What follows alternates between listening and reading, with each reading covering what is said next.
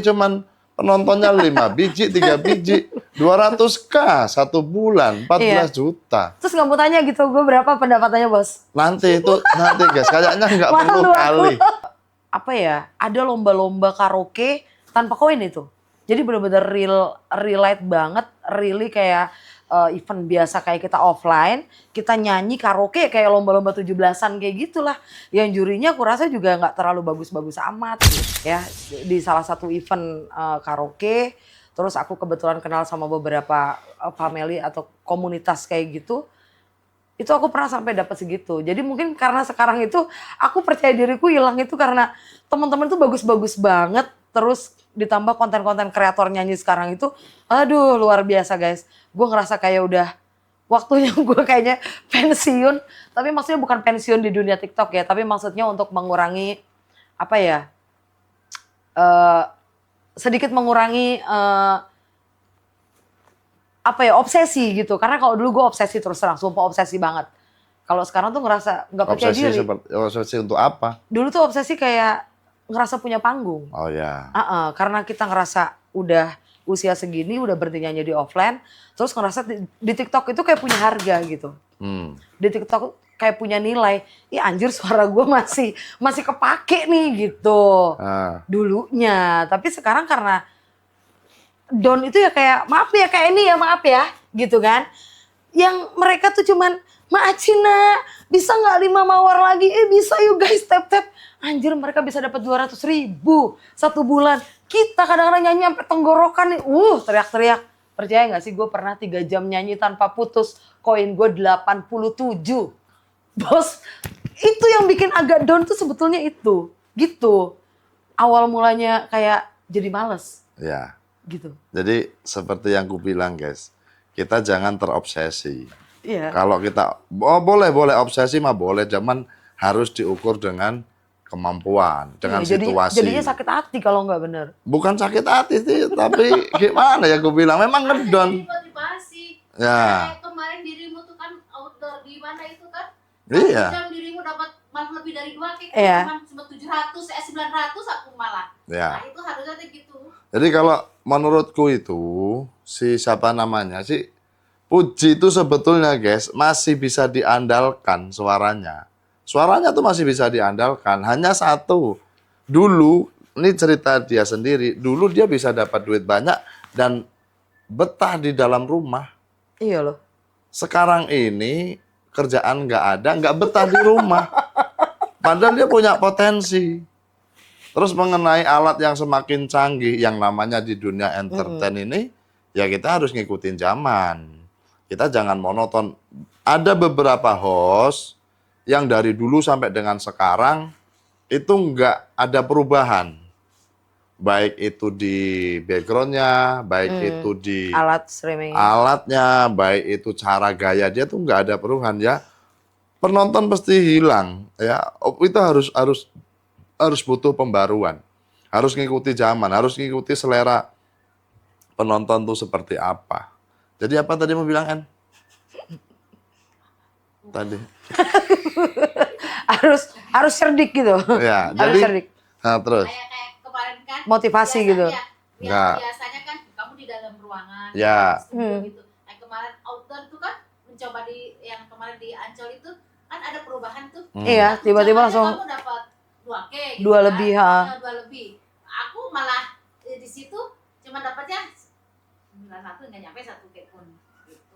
Sebetulnya sih, iya. Baru dicoba. Sebetulnya sih kalau masalah percaya diri ya ataupun apa sih namanya kayak sebetulnya yakin aku bos gitu. Maksudnya kayak gue ngerasa masih bisa juga gitu. Cuma memang kadang-kadang gue tuh ngerasa apa ya, lebih ke sadar diri gitu. Maksudnya kayak sadar dirinya tuh memang aku pemalas gitu. Ya.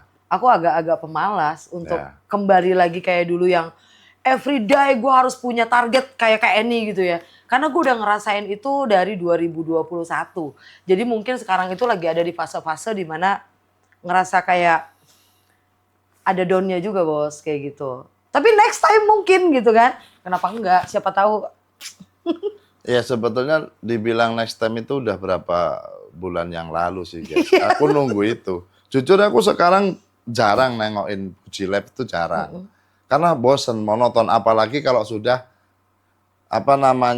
komal, ya kan? Udah komal, ngobrol, terus off cam. Itu tanpa kalian sadarin, itu akan merusak algoritma TikTok itu sendiri, guys. Jadi saya sarankan buat kalian, bagi yang memang tipenya kayak si Eni yang punya semangat tinggi dan memang mau berhasil, hindarin itu.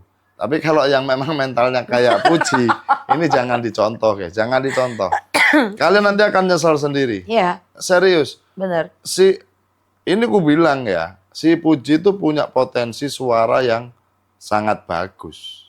Bagus, serius. Bahkan mungkin kalau dia Puji mungkin kalau mau kayak si Donna Leon ya, mau Upgrade rekaman di YouTube itu laku, guys. Harusnya lo ya. Tapi ya nggak tahu, namanya juga masing-masing orang itu punya idealis tersendiri.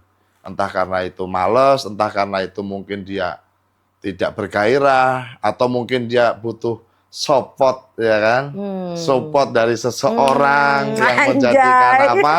Ya itu nggak tahu lah. Tapi saya sebagai teman udah selalu mengingatkan, bahkan sekarang ini pun udah mulai malas. Karena kayaknya cuman iya doang kalau lagi ngobrol kayak gini, kayaknya besok, oh ya besok gini. Tapi ditunggu besoknya nggak ada apa-apa. Jadi ya sudahlah, terima aja kenyataan ya kan. Sekarang tertinggal dari si Eni. Yang Eni sekarang udah 200K, 14 juta berarti guys. Sekarang dia paling 30 ya, 40. Nggak nyampe malah. Nah kan, 30 koin guys. Nggak nyampe. Kadang-kadang mencapai 10 ribu sampai 20 ribu itu ayah. Sebetulnya kalau konsisten, aku pernah konsisten juga kayak 3 bulan lalu tuh pernah lah ya. Ngebangun lagi mindset supaya gue mau konsisten setiap jamnya tuh aku biasain untuk di jam yang sama gitu ya. Ya berkembangnya itu nggak nyampe 20 bos. Nggak nyampe 20K. Di situ kadang-kadang ciut lagi tuh. Ya. Merasa lagi kayak gitu. Nah, betul. Ya guys. Jadi 2 bulan itu nggak cukup, 4 bulan itu nggak cukup. Iya. Harus di atas itu, di atas 5 bulan, 6 bulan. Kalau mau konsisten. Apapun yang terjadi, konsisten dulu. Baik itu kontennya, baik itu jamnya, baik itu durasinya. Kalau perlu malah ditambahin durasinya. Tapi kalau kalian baru 1 bulan, 2 minggu, aku udah nge-lab tiap hari tapi nggak ada yang datang. Baru 2 minggu kalian minta datang si spender, ya kayaknya belum bisa lah. Jadi tetap harus pandai-pandai kalian. Konsisten itu sangat perlu. Ya, sangat perlu kalau kalian memang mau maju di TikTok. Jadi pengalaman apa lagi yang ada mau disampaikan? Pengalaman apa ya? Pokoknya intinya aku itu sama Pak Bos Wawanara kalau nggak salah udah hampir 3 tahun ya Bos ya. Dulu pertamanya itu ya dari event, karena Pak Bos ini kan aku terkenalnya dulu, halo Bos Wowo, spender gitu kan. Masa suka challenge orang, jadi nggak usah kaget kalau beliau masuk, itu pasti kalian dikerjain gitu kan. Itu memang udah dari dulu, dari pertama kali aku kenal. Nah sempat aku memberanikan diri dulu waktu aku beberapa kali diundang di jadi bintang tamu lah jatuhnya kayak gitu ya. Di streamingnya Pak Bos. Nah terus aku beraniin DM, maksudnya kayak, Pak Bos kenapa sih nggak bikin event aja kayak gitu. Ingat ya Bos ya, event pertama. Terus berawal dari situ, mulailah Pak Bos tuh bikin event, bikin lomba Got Talent kayak gitu. Terus mulai bikin logo segala macem lah. Punya terkonsep sampai akhirnya punya agensi, dan alhamdulillah sampai sekarang aku ada di naungannya Wawanara. Dari mulai dulu Wawanara Entertainment sampai sahabat Wawanara, sampai sekarang berdirinya Wawanara Agency. Cuman pesan aku kayak gitu sih buat teman-teman host ya, gak usah ikutin gue. Yang punya talent, kenapa enggak kalian kembangin gitu. Mungkin aku bukan salah satu contoh yang baik, gak apa-apa gue ada di podcast ini sumpah. Gue salah satu contoh host yang tidak perlu kalian contoh untuk hal-hal yang mungkin tadi udah disampaikan juga sama host-host lain yang lebih menter. Yang lebih menter, yang penghasilan mereka bisa sampai mencapai 15 juta sebulan, sampai 200K, sampai 300K gitu ya. Jangan ikutin aku, tapi ambil dari host-host yang memiliki semangat, masih bagus banget kayak gitu. Jadi jangan melulu hanya melihat kesuksesan orang lain itu dari pendapatan mereka aja, tapi Proses. lihat juga dari prosesnya kayak teman-teman di podcast lain yang masuk di podcastnya Wawonara Channel, karena mereka bisa mencapai di angka-angka segitu tuh punya apa ya, proses yang luar biasa, malu ya kan, belum lagi digujing sama teman-teman, mungkin sama tetangga segala macam. Mungkin kalau kayak ini lu cuman modal macina kayak gitu ya. Gue nih Kak teriak-teriak sampai pernah rumahku bos itu dilemparin batu sama tetangga. Pernah aku kasih tahu ya, aku sepil. Itu pernah sampai 3 kali bos. Ya. Coba, itu karena seringnya teriak-teriak di rumah tanpa peredam, serius. Jadi jangan ikutin gua, tapi ikutin kayak host-host lain yang punya semangat sampai detik ini luar biasa. Jangan lupa bersama Nara. Tadi owner kita jelasin, karena banyak banget di antara host-host lain di agency ini tuh yang Iya bang. Mati aja lah. justru host-host menter, Hmm. maksudnya yang mereka pendapatannya lebih di atas 100K, Ya. itu rata-rata mereka malah nggak berisik. Nggak tahu kenapa. Setelah aku ngerasain jadi bendahara di admin di Wawonara ini,